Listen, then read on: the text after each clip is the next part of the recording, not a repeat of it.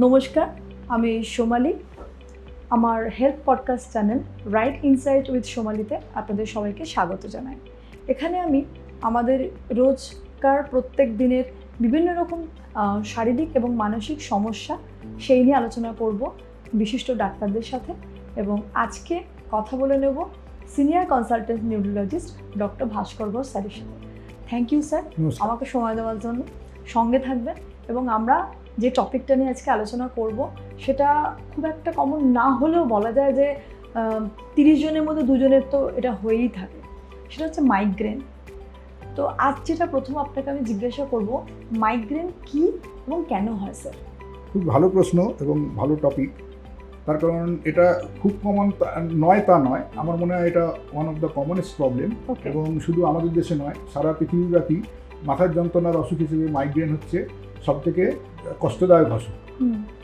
Migraine জিনিসটা হচ্ছে একটা এন্টিটি যেখানে একটা মানুষের মাথার যন্ত্রণা হয় এবং সেই মাথার যন্ত্রণার কয়েকটা ক্যারেক্টারিস্টিক থাকে। সেই ক্যারেক্টারিস্টিকগুলো কী কী? যে সাধারণত মাথার যন্ত্রণাটা একদিকে শুরু হয়, সাধারণত চোখের পেছন থেকে বা মাথার একদিকে শুরু হয়, ধীরে ধীরে সেই যন্ত্রণাটা ছড়িয়ে পড়ে গোটা মাথায়, দুদিকে হয়ে যেতে পারে বা একদিকেই সীমাবদ্ধ থাকতে পারে। এর সঙ্গে সঙ্গে অনেকগুলো সিমটম থাকে যেটা আমরা পরে আলোচনা করব আরও ডিটেলে। যেমন সাধারণত আলো বা আওয়াজে কষ্ট হওয়া, এমনকি কোনো গন্ধে কষ্ট হওয়া এবং বমি বমি ভাব হওয়া, এগুলো থাকে। এবং সাধারণভাবে বমিও হতে পারে। এবং সাধারণভাবে এই মাইগ্রেনের ডিউরেশনটা হচ্ছে 4 ঘন্টা থেকে 72 ঘন্টা। এইরকম যদি একটা এপিসোড হয়, এবং এটা হচ্ছে এপিসোডিক মানে কি, যে কিছুদিন হবে আবার কিছুদিন ভালো থাকবে। এই ঘটনাগুলোকে আমাদের নিউরোলজির ভাষায় বলা হয় এপিসোডিক। এরকম একটা এপিসোডিক হেডেক, তার এই ক্যারেক্টারিস্টিকগুলো যদি থাকে তখন আমরা বলি যে এই রোগীর মাইগ্রেন আছে। তাহলে স্যার এখান থেকে আমার যেটা প্রশ্ন সেটা হচ্ছে যে তাহলে নর্মাল মাথা ব্যথা মাইগ্রেনের ব্যথা আলাদা? হ্যাঁ, ডেফিনেটলি। মাইগ্রেন হচ্ছে মাথা ব্যথা। যদি তুমি একটা হেডিং করো তাহলে তার সাব হেডিংয়ের মধ্যে অবশ্যই একটা মাইগ্রেন আসবে। কিন্তু তুমি যদি স্ট্যাটিস্টিক্যালি বলো তাহলে মাথা ব্যথার কমনেস্ট কারণ হচ্ছে টেনশন টাইপ হেডেক। এটা একটা ডিফারেন্ট টাইপ অফ হেডেক। আর মাইগ্রেন হচ্ছে তারপরে কমনেস্ট। কিন্তু আমরা যারা সুপার স্পেশালিস্ট যারা করি, তাদের কাছে মাইগ্রেন এতই ভয়ঙ্করভাবে হয় যে আমাদের কাছে কিন্তু ওই রোগীগুলো আরও অনেক আগে চলে আসে, যে এটা খুব কষ্ট। স্যার এর কোনো এজ লিমিট আছে যে পার্টিকুলার এই বয়সটাতে এটা হতে পারে? এটা কমনলি হচ্ছে মোটামুটিভাবে এই 18, 19, 20 বছর থেকে শুরু করে 40, 45 এটা কমন এজ। কিন্তু দুদিকেই হতে পারে, অর্থাৎ কিনা বাচ্চাদেরও হতে পারে, এবং বাচ্চাদের মানে একদম 2-3 বছর বয়স থেকেই শুরু হতে পারে। আবার ওদিকে তোমার 50-60 বছর বয়সেও হতে পারে। কিন্তু কমন এজ হচ্ছে মিডল এজে। ওকে। এবং এটা তোমার দেখা গেছে যে মহিলাদের মধ্যে মোর কম। আচ্ছা, মোর কম মানে মহিলারা বেশি এফেক্ট করছে কেন স্যার? মানে এটা তুমি নিজেই বুঝতে পারছো। মহিলা মানে হচ্ছে এটা হরমোনাল ইনফ্লুয়েন্স। তো এটা এর পেছনে একটা হরমোনাল ফ্যাক্টর খুব বড় প্লে করে, যার জন্য মহিলাদের। এবং যেটা ইন্টারেস্টিং সেটা হচ্ছে যে বাচ্চাদের কিন্তু অনেক সময় ছেলেদের বেশি হেডেক হয়। কিন্তু যখন তুমি এই এজটায় পৌঁছে গেলে, যখন তুমি মানে পিউবার্টি বা এই বয়সে পৌঁছে গেলে, যখন কিনা মাইগ্রেনটা কমনেস্ট, তখন কিন্তু এটা female outnumber male by 2:1, মানে দ্বিগুণ হয়ে গেল। মানে পুবার্টি হয়ে গেলে একটা মেয়ের ক্ষেত্রে হরমোনাল চেঞ্জ হয়ে যাচ্ছে, তখন হয়তো মেয়েদের সেই কারণে অনেক মাইগ্রেনের হেডেকটা অনেক বেশি হয়। স্যার এখনো দেখা যায় স্কুল গোয়িং যারা বা কলেজ গোয়িং যারা, তারা প্রায়শই এটা বলে যে মাথায় ভীষণ যন্ত্রণা বা পেন। সেটা কি পড়াশোনা স্টাডির জন্য স্ট্রেস থেকে হচ্ছে, মানে কি থেকে হতে পারে? না, অ্যাকচুয়ালি ব্যাপারটা হচ্ছে যে এই যে স্কুল গোয়িং চাইল্ড বা ধরো তোমার কলেজ চলে যায়, এদের যাদের মাইগ্রেনের একটা টেন্ডেন্সি থাকে, টেন্ডেন্সি মিনস আমি বলছি জেনেটিক প্রিডিসপোজিশন। তাদের দেখা গেছে তাদের হয়তো মায়ের আছে, তার হয়তো মানে ফ্যামিলি হিস্ট্রি আছে। তার মানে কি দ্যাট পারসন বা সেই মেয়েটি তার একটা মাইগ্রেন প্রোন, তার একটা মাইগ্রেনের জিন আছে। এইবারে কি হচ্ছে যে আজকালকার দিনে তুমি জানো প্রচণ্ড স্ট্রেস, স্কুলে পড়াশোনা থেকে শুরু করে পারিপার্শ্বিকতা, এই যে যাবো চিন্তা ভাবনা, এইগুলো একটা আছে। তারপরে কি হয় যে এই মাইগ্রেন যেমন তোমার আলো আওয়াজ, এই দুটো খুব ইম্পর্টেন্ট। এবং খুব অ্যাডভার্স একটা ওয়েদার, এই প্রচণ্ড গরম, তোমার হাঁসফাঁস অবস্থা, তার মধ্যে রোদে যাচ্ছে, তার মধ্যে প্রচণ্ড মাইক বলো, গাড়ির আওয়াজ বলো, এই সবগুলো এই সবগুলোই একটা মাইগ্রেনকে ট্রিগার করছে। ট্রিগার করে, এগুলো this are call triggering factor. Triggering factors। অনেকের আবার ধরো ট্রিগারিং ফ্যাক্টরের মধ্যে তোমার এও থাকে কোনো গন্ধ, একটা পার্টিকুলার সেন্টের গন্ধ বা এগুলোতেও মাইগ্রেন হয়, হতে পারে। এমনকি তোমার খাবারেও, হ্যাঁ, আমার যেটা ব্যক্তিগতভাবে দেখা যে বা বইতেও বলে যে চিজ জাতীয় খাবার যাদের মাইগ্রেন অনেকে সহ্য হয় না, চিজের খাবার খেলে, পনির যেটা আর কি, পনিরের খাবার খেলে তখন মাইগ্রেন হেডেক শুরু হয়। তো সুতরাং এইগুলো যার একটা প্রিডিসপোজিশন আছে তার ক্ষেত্রে এগুলো কিন্তু ট্রিগার করতে পারে। এবং আনাদার ইম্পর্টেন্ট থিং হচ্ছে অ্যালকোহল। যাদের অ্যালকোহল, অনেকে রেড ওয়াইন পার্টিকুলারলি অনেকে খুব মাইগ্রেন প্রেসিপিটেট করে। মানে মাইগ্রেনের স্পেসিফিক কজ মানে অনেক কজ থাকতে পারে। হ্যাঁ, কজ বলতে তার একটা জেনেটিক প্রিডিসপোজিশন, কিন্তু তার উপরে এবার হচ্ছে তার প্রেসিপিটেটিং ফ্যাক্টর, আউটসাইড ফ্যাক্টরস যেগুলো আউটসাইড ফ্যাক্টর। এবার হচ্ছে কি আমাদের দেখেছি যে রোগীরা প্রত্যেকেই কিন্তু মোটামুটি একটা জানে যে ডাক্তারবাবু এইগুলো করলে আমার কিন্তু হয়। যেমন আরেকটা জিনিস হচ্ছে মেয়েদের যেটা হয় মেনস্ট্রুয়াল মাইগ্রেন, পিরিয়ডের সময় তাদের মাইগ্রেনের অ্যাটাক অনেক বেশি। তো এইগুলো হচ্ছে মানে ওইটা হরমোনাল চেঞ্জ হচ্ছে, তোমার মেনস্ট্রুয়েশন। এটাকে মুড সুইং বলা হচ্ছে। ওর সাথে সাথে কি মাইগ্রেনটাও আসছে স্যার? কোনটা? মুড সুইং এর সাথে সাথে কি? হ্যাঁ, মুড সুইং তুমি যেটা বলছো, অ্যাংজাইটি, টেনশন, মুড সুইং ওর সাথে সাথে। এবং তুমি উল্টোভাবে বলতে পারো যে মাইগ্রেন একবার শুরু হলে তার মুড সুইং হতে পারে। আচ্ছা। সুতরাং মাইগ্রেন একটা, ওই জন্য মাইগ্রেন যে একটা সাধারণ অসুখ তা নয়, এটা মোটামুটিভাবে একটা শরীর মন সব কিছুকেই খুব বেশিভাবে এফেক্ট করতে পারে। স্যার, সানলাইট কি একটা বড় কজ? সানলাইট, হ্যাঁ, সানলাইট তো ডেফিনেটলি। সানলাইট তো তোমার শুধু সানলাইট নয়, মানে আমার এরকম রুগী আছে যে ঘরে একটা জোরে আলো জ্বললেও তার মাইগ্রেনের অ্যাটাক প্রেসিপিটেট করে। সানলাইট তো ডেফিনেটলি। এছাড়াও অন্য যেটাকে আমরা ডাক্তারি ভাষায় বলি ফোটোফোবিয়া, মানে আলোতে গেলেই তার হবে সেটা হবে। আর এটাকে বলা হয় ফোনোফোবিয়া, মানে যাদের আওয়াজে কষ্ট, আওয়াজে অসুবিধা। আর এই গন্ধ টন্ধ টেস্ট, এগুলো হচ্ছে অসমোফোবিয়া। এগুলো হচ্ছে কতগুলো জিনিস হচ্ছে, এগুলো ফোবিয়া থাকে। রুগীরা নিজেরাই বলে যে ডাক্তার এগুলো করলে আমাদের খুব কষ্ট হয়। স্যার, চকলেট, কফি, চা বা অতিরিক্ত মশলাদার খাওয়া বা আউটসাইড ফুড বা জাঙ্ক ফুড বা ফাস্ট ফুড যেগুলোকে আমরা বলি, এগুলো কি কোনোভাবে রিলেট করে? ডেফিনেটলি। মানে এগুলো কার ক্ষেত্রে কোনটা করবে, আমি যেরকম বললাম, কারোর হয়তো চিজ তার সহ্য হয় না। এবারে তুমি এই পিজা এইসব খাবার খেলে, চিজ বাস পিজা এইসব খেলে ফেলে অনেকে যাদের প্রিডিসপোজিশন থাকে তাদের অ্যাটাক হতে পারে। কারোর কফি, চা সাধারণত এগুলো ইন্ডিভিজুয়াল, কারোর হয়, সবাইকার যে হবে তার কোনো মানে নেই। আমরা বলি যে you try to find out আপনার কি কজ আছে। এবার সে তার কজগুলো যখন বলতে পারে যে আমার এইগুলো থেকে হেডেক হয়, আমরা বলি প্লিজ ট্রাই টু অ্যাভয়েড ইট।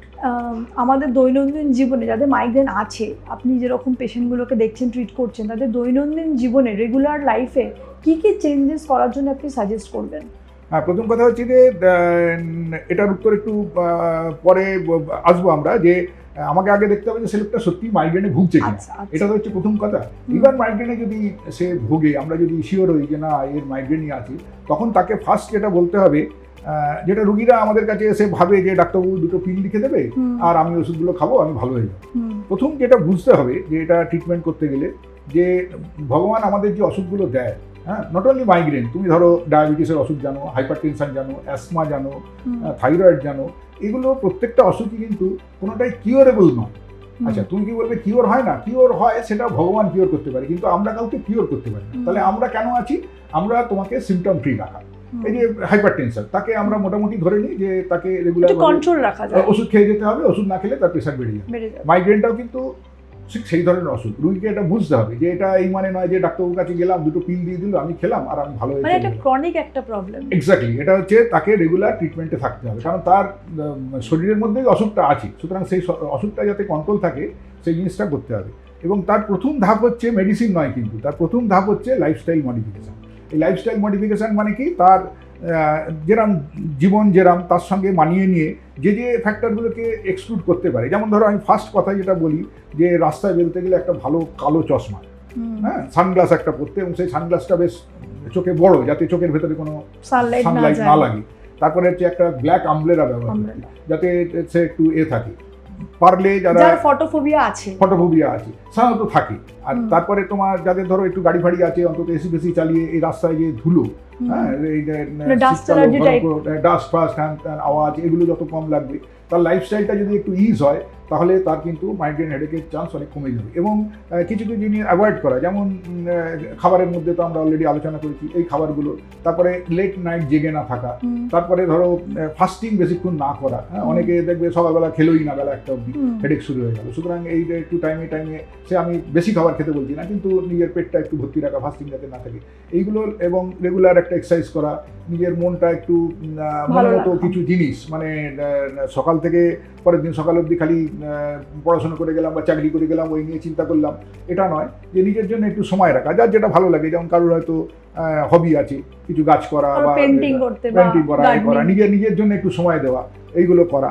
তারপরে একটু তোমার যোগাভ্যাস করা। হ্যাঁ, যোগাতে খুব ভালো কাজ হয়, এবং কিছু না হোক যেটা খুব সোজা মানে এক্সারসাইজ বলতে পারো বা বলতে পারো, সেটা হচ্ছে শবাসন করা।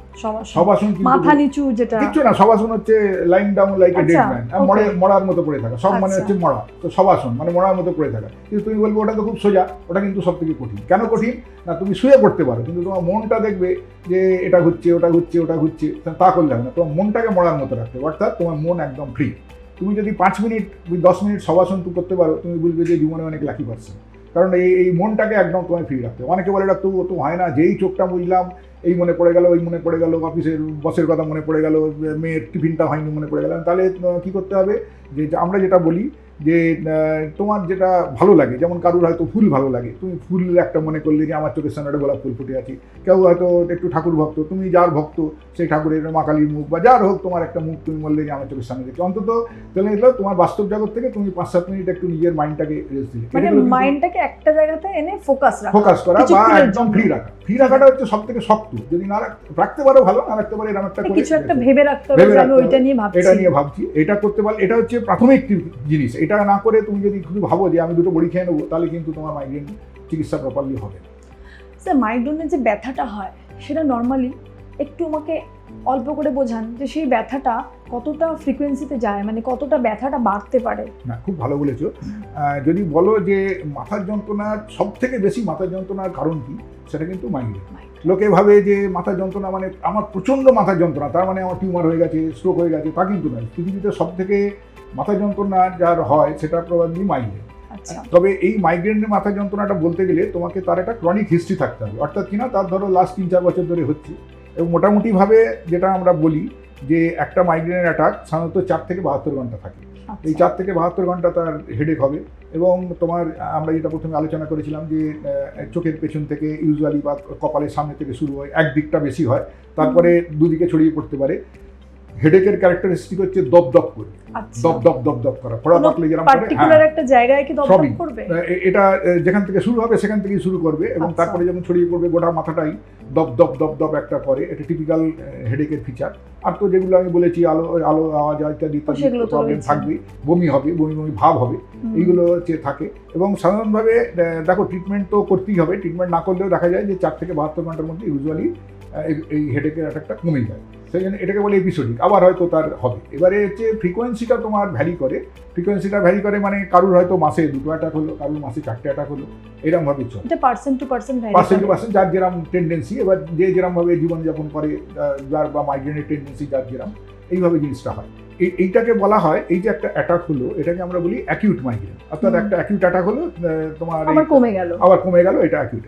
এবার একটা টার্ম আমাদের আছে, সেটা হচ্ছে ক্রনিক মাইগ্রেন।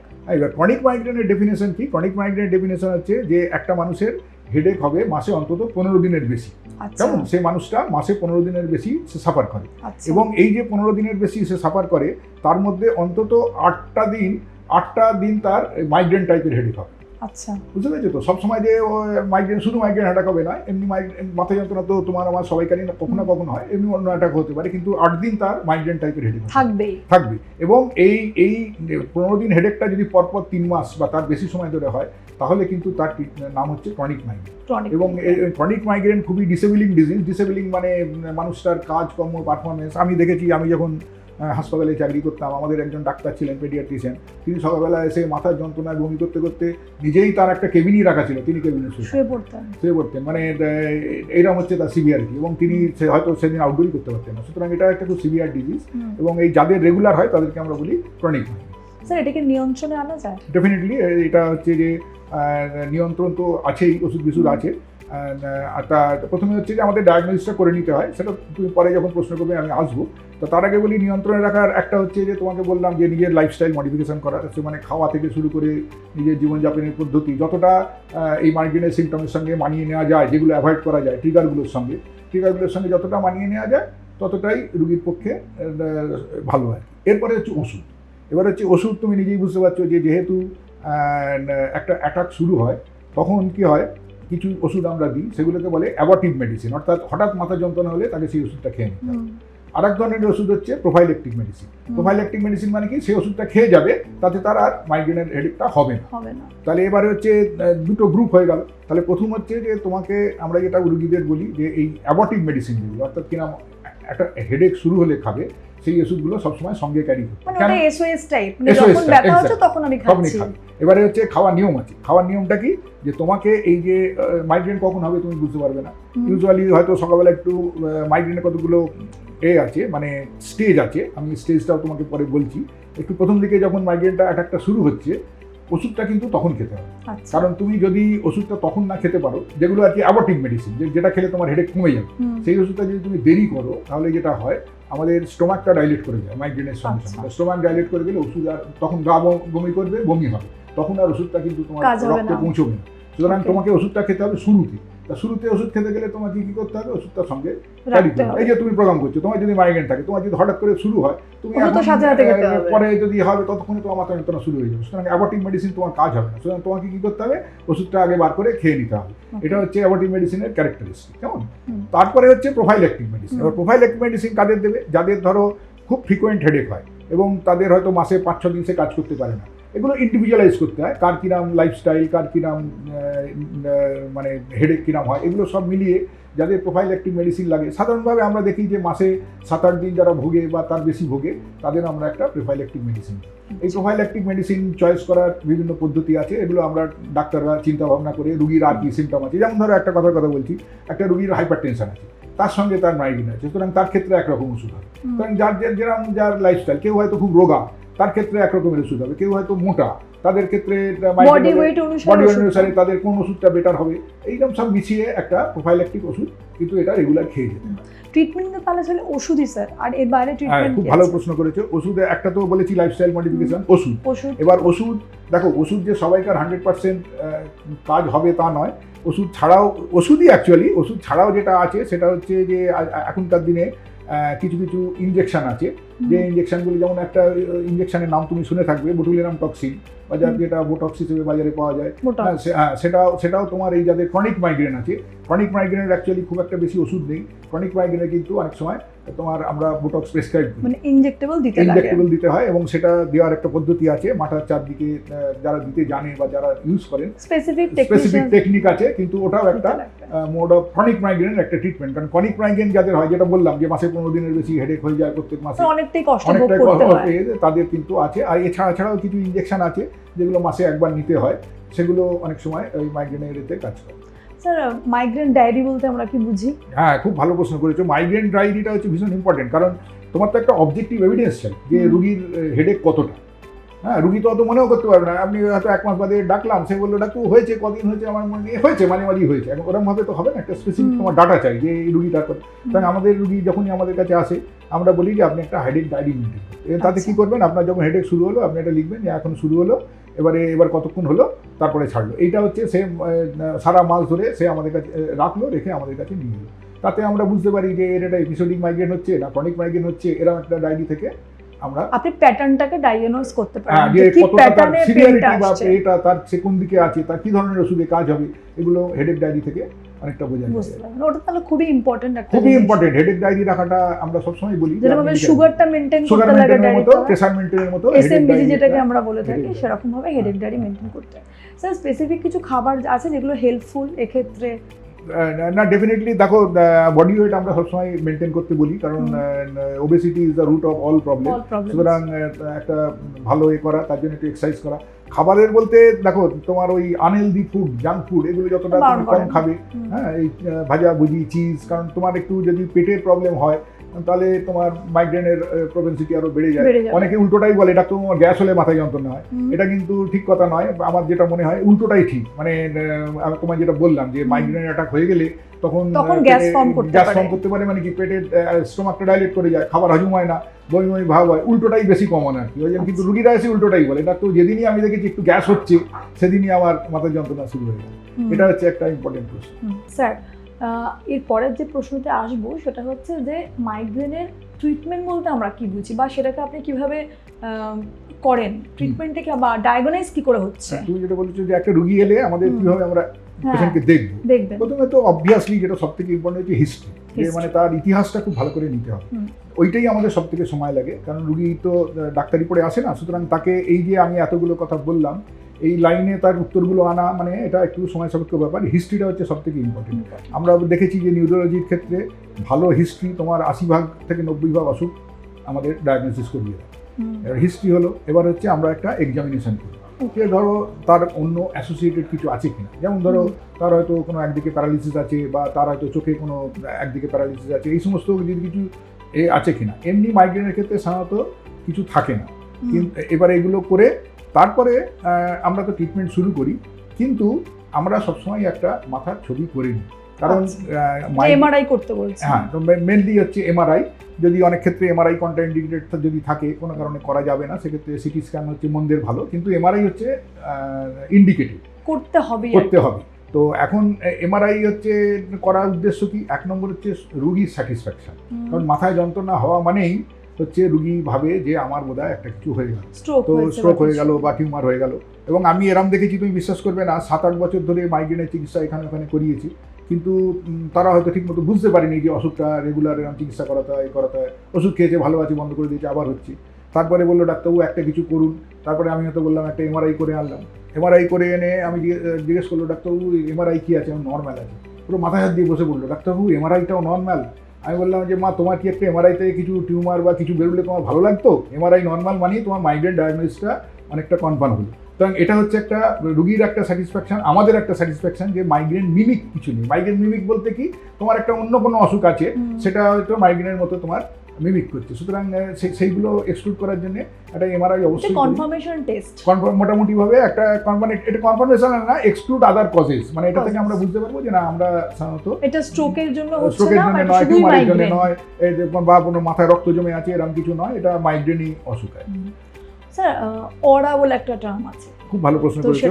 হ্যাঁ, অ্যাকচুয়ালি মাইগ্রেনের হচ্ছে যে কতগুলো অ্যাসোসিয়েটেড সিমটম থাকে। যেমন আমরা যে মাইগ্রেনটার কথা তোমার সঙ্গে এতক্ষণ আলোচনা করলাম, এটা হচ্ছে মাইগ্রেন উইদাউট অরা।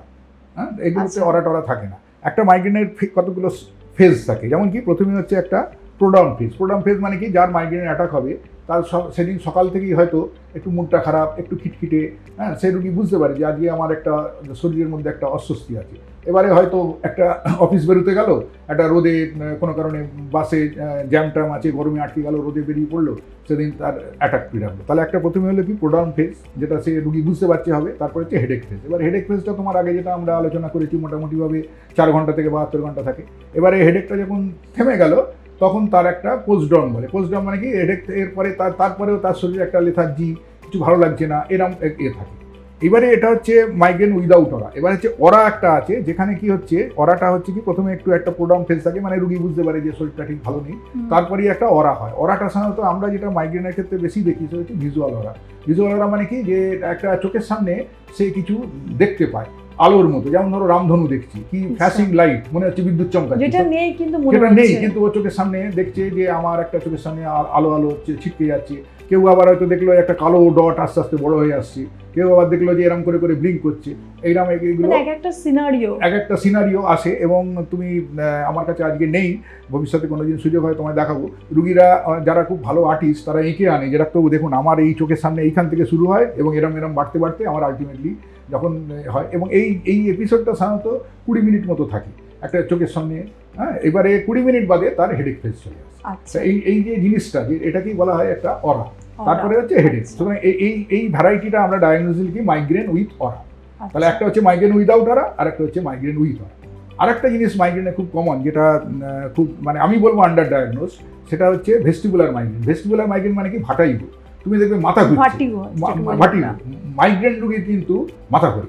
হ্যাঁ, এটাকে বলে ভেস্টিবুলার মাইগ্রেন, মানে তার এটা কি হয় যে প্রচণ্ড মাথা ঘোরে এবং মাথা ঘোরার সঙ্গে সঙ্গে তার একটা হেডেক হয়। সুতরাং তোমার যদি আমাদের কাছে ইয়ং ফিমেল আসে যে যার এরকম একটা মাথা ঘুরছে থেকে এবং তারপরে মাথা যন্ত্রণা হচ্ছে, এটা কিন্তু একটা ভেস্টিবুলার মাইগ্রেনের একটা সিমটম। এবং ভেস্টিবুলার মাইগ্রেনের ক্ষেত্রে কি হয়, ভমিটিং টেন্ডেন্সিটা আরও বেশি থাকে। এটা তো তুমি জানো যে ভাটাইগুলোতে মাথা ঘুরে বমি হয়, তো সেই মাথা ঘোরা বমি এগুলো খুব থাকে এবং এটা আরও ডিসেবিলিটি। সুতরাং এইগুলো হলে আমার মনে হয় সত্তর ডাক্তারের পরামর্শ নেওয়া উচিত।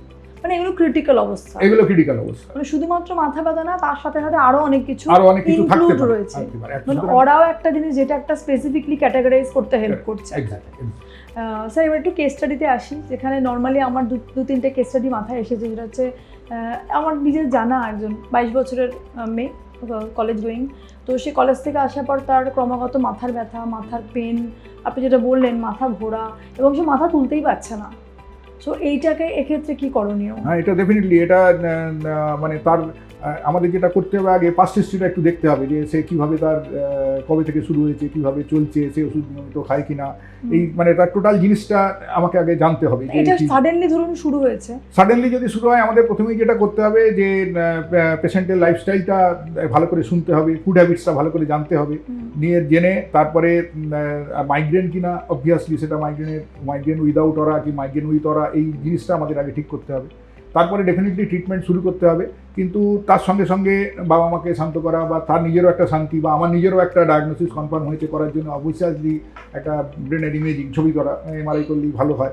তার সঙ্গে কিছু ব্লাড করা, যেমন ধরো আমি থাইরয়েড, যাদের থাইরয়েড কিন্তু মাইগ্রেন প্রেসিপিটেট করে, তাদের থাইরয়েডেও হেডেক হয়। সুতরাং একটা রুগী যার থাইরয়েড আছে, তার হয়তো ডায়াগনোসিস হয়নি, সেগুলো আমাদের কিছু ব্লাড টেস্ট করা, ধরো থাইরয়েড, সুগার, এগুলো আমরা যেগুলো নর্মাল করি, ক্রিয়েটিনিন দেখা, ব্লাড প্রেশার ঠিক আছে কিনা দেখা, অ্যাসমা আছে কিনা সেটা জানা, হার্টের কোনো অসুখ আছে কিনা, এই সব কিছু মিলিয়ে একটা পেশেন্টের একটা প্রোফাইল ঠিক করে আমাদের একটা মেডিসিন এগোতে হয়। এবং তার ফার্স্ট যেটা জিনিস হচ্ছে যে পড়াশোনা তো করতেই হবে, কিন্তু আমরা অ্যাডভাইস করি যে রাত্রিবেলাটা যাতে একটুখানি ঘুমোতে পারে, অন্তত 5-6 ঘন্টা ভালো করে ঘুমোলে তার মাথাটা অনেক ভালো থাকবে, সে পড়াশোনাটা যাতে করতে পারে। কারণ এই অ্যাডভাইসগুলো অনেকের কাছে থাকে না, হয়তো সে সারাদিন পড়ে না, রাত্রি 12টার সময় পড়তে বসলো, ভোর 4টের সময় ঘুমোলো। এই যে লাইফস্টাইলের যে একটা বিরাট পরিবর্তন, এইগুলো করা। এবারে তার মানে তার ক্ষেত্রে যে মেডিসিনটা প্রযোজ্য, কারণ মাইগ্রেনের যে ওষুধগুলো আছে, যেমন ওষুধের এফেক্ট থাকে, তেমনি প্রত্যেকটা ওষুধেরই কিছু সাইড এফেক্ট আছে। তার ক্ষেত্রে কোন ওষুধটা ঠিকমতো প্রযোজ্য সেইভাবে একটা ওষুধ করা, এবং তাকে যেটা তোমায় বলেছি লাইফস্টাইল মডিফিকেশনটা কিন্তু তার ক্ষেত্রে করতেই লাগবে অনেক। স্যার একটা কেস স্টাডি আপনাকে জিজ্ঞাসা করছি, সেটা হচ্ছে যে অফিসে দীর্ঘক্ষণ ল্যাপটপের সামনে কাজ করছে, আইটি প্রফেশনালস। তো সেক্ষেত্রে তার ধরুন দিনের মধ্যে ধরুন 8 থেকে 10 ঘন্টা সে ল্যাপটপের সামনে কন্টিনিউয়াসলি বসে, এবং সেক্ষেত্রে তার চোখও হয়তো খারাপ। তো সেক্ষেত্রে কি স্যার যে পেনটা সে ভোগ করছে, মানে হঠাৎ করে মাথায় ব্যথা যন্ত্রণা প্রায়ই হচ্ছে, তো সেটা কি কোনোভাবে মাইগ্রেন থেকে হচ্ছে, বা এইরকম প্রফেশন থেকে কি মাইগ্রেন আসতে পারে, চান্সেসটা বেশি থাকে?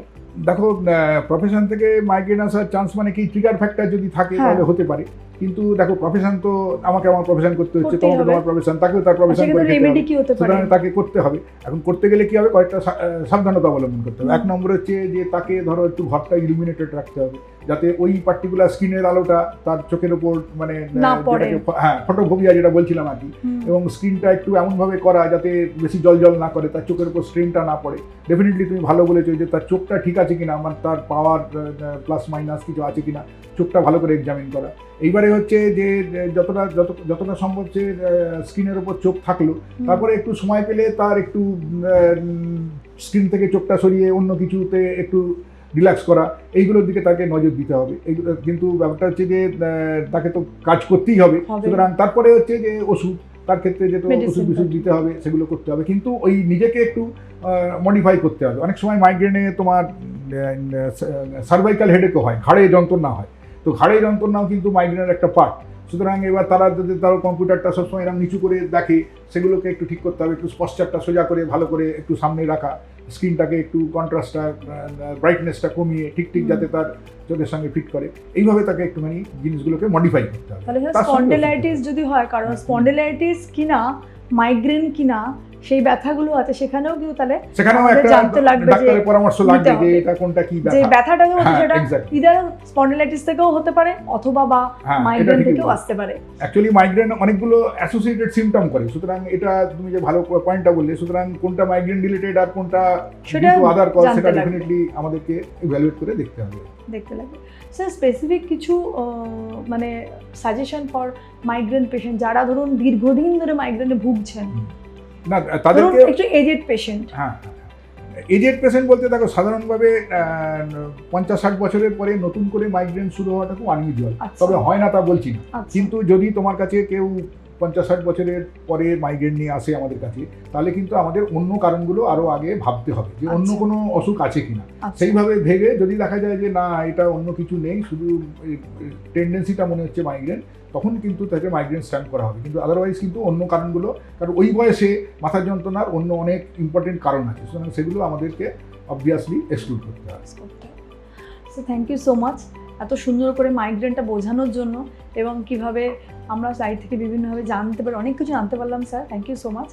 আর দর্শকবৃন্দদের জন্য বলবো যে আজকে আমার এই টপিকটা মাইগ্রেন এবং মাথার ব্যথা, এটাকে নেগলেক্ট করবেন না। যদি কম টাইম মাথা ব্যথা হয় বা যদি লং টাইম মাথা ব্যথা হয়, তাহলে সেক্ষেত্রে কিন্তু অবশ্যই আপনারা একটা ঠিকঠাক জায়গায় গিয়ে নিজেদের প্রথমে ট্রিটমেন্টটা করান বা জানুন যে ব্যথাটা কী কারণে হচ্ছে। বিকজ একটা ছোট্ট ব্যথা যেটা হচ্ছে, হয়তো আজ হচ্ছে কাল হচ্ছে, সেটা যদি কন্টিনিউশন হচ্ছে, সেখান থেকে কিন্তু অনেক বড় অসুবিধার মধ্যে আমরা আসতে পারি। সেজন্য এটাকে টেক কেয়ার করা উচিত। তো আশা করি আপনাদের ভালো লাগলো। ইনফরমেশন যদি আরও কিছু নেওয়ার থাকে তাহলে অবশ্যই কমেন্ট বক্সে লিখবে, এবং সঙ্গে থাকবেন, ভালো থাকবেন, সুস্থ থাকবেন। নমস্কার।